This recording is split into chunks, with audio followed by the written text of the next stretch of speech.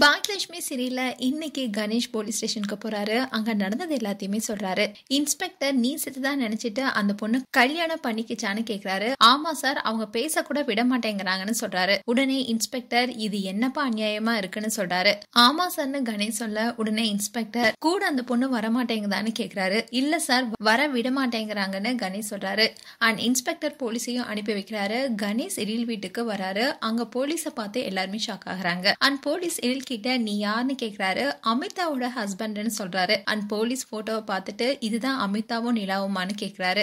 ஆமான்னு சொல்றாங்க. அண்ட் எழில் கிட்ட உன் கதை என்னன்னு சொல்லுன்னு கேக்குறாரு. எழிலும் நான் தான் முதல்ல என்ன கல்யாணம் பண்ணிக்க விருப்பமானு கேட்டேன். அவங்களும் ரொம்ப டைம் எடுத்து சம்மதம்னு சொன்னாங்க. அதுக்கப்புறமா அவரோட அப்பா அம்மா சம்மதத்தோட தான் கல்யாணம் பண்ணோம்னு சொல்றாரு. தாத்தா பாட்டியும் திடீர்னு வந்து அமிதாவை அனுப்புனா நாங்க எப்படி சார் அனுப்புறதுன்னு சொல்றாங்க. உடனே கணேஷ் சார் அவங்க எல்லாம் உங்க மனசை மாத்த பாக்குறாங்கன்னு அமிதாவை வர சொல்லுங்கன்னு சொல்றாரு. உடனே போலீஸும் வர சொல்றாரு. அமிதாவும் நிலாவும் வராங்க. நிலாவை பார்த்த கணேஷ் தூக்க போறாரு. ஆனா நிலா எழில் கிட்ட போய் அப்பான்னு முத்தம் கொடுக்குது. இத பாக்குறாரு போலீஸ். அண்ட் அமிதா கிட்ட ஒரே ஒரு விஷயம், அதை மட்டும் சொல்லு, உனக்கு கணேஷ் கூட சேர்ந்து வாழ விருப்பமா இல்லையான்னு மட்டும் சொல்லுன்னு கேக்குறாரு.